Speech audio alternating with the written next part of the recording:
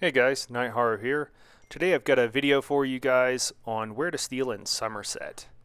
So I'm going to have a couple of these videos on Summerset, but this one is going to be on Shimmerene. I would say this is still a really good spot to steal if you have a low ledger domain or if you're kind of new to stealing. There's almost zero chance of getting caught or killed and getting all your stuff taken by any kind of guard or anything like that.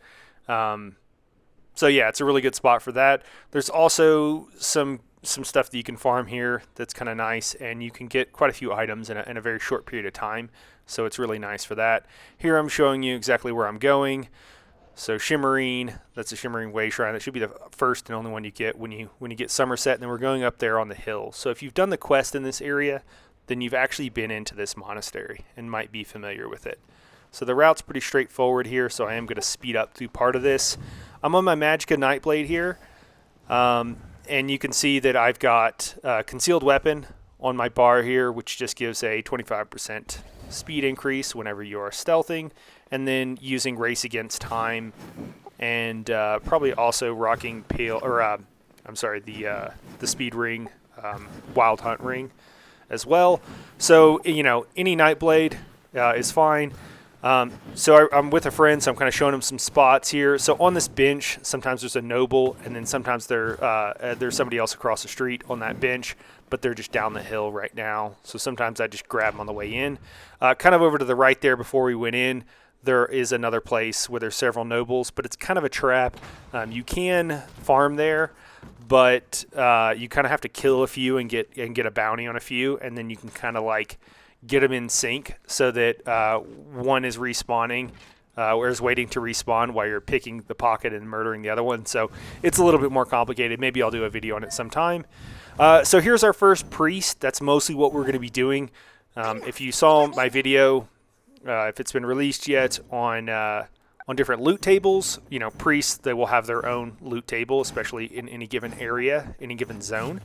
And so we're going to be picking the pocket of a lot of priests in this area. And that's kind of nice because we get a lot of similar items. So you need less bag space because stuff will stack. So you saw there, I kind of stepped to the left of the chair. The person I was with was having problems using their Blade of Woe on that person. And if you just kind of get off to the side, you'll be able to use your Blade of Woe, but you might not be able to do it from directly behind.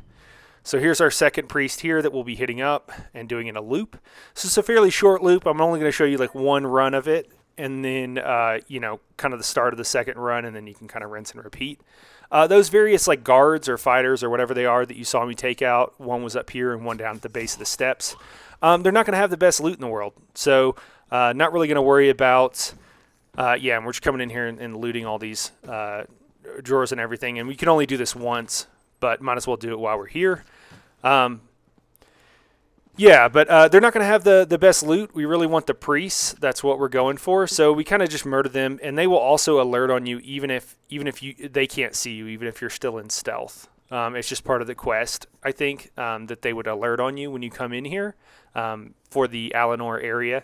So that's why that's happening. So we just murder them, pick their pocket maybe once, and get rid of them. If you want, you can pick their pocket multiple times, but I just find it a little bit more efficient. I'm not even grabbing all the boxes in this area. There's some stuff up on the shelves up here. It's kind of a hassle to get. I'm just not that worried about it. So here we have our third priest, I think. Now this priest and a couple of the other ones are on a longer timer. So you will usually only get this priest every other round that you take through here. There's nothing in this room here. When you come in here at first, I would check out all the rooms, and you'll learn, what's where. So here we're kind of tag teaming, and I'll be doing a video on how to kind of share whenever you're in an area with someone else, so that you can both get plenty of loot, and it's not really a detriment to anybody. And then we've got yet another priest right here. Same kind of deal in this chair. You kind of got to get off to the side if you want to use your Blade of Woe. But typically, when you're with other people, you pick the pocket once, and you'll have the highest percentage because every time you pick someone's pocket, the percentage goes down.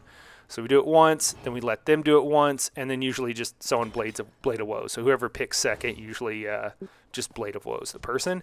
And then you can still pick the body. So instead of getting 3 items from each person, you only get 2. but it also takes less time, so that can be kind of nice. All right, so we're actually done upstairs now, so we're just going to do all these chests and nightstands and cupboards and everything else here, and then we're just going to run and jump off the ledge to get down to the main area.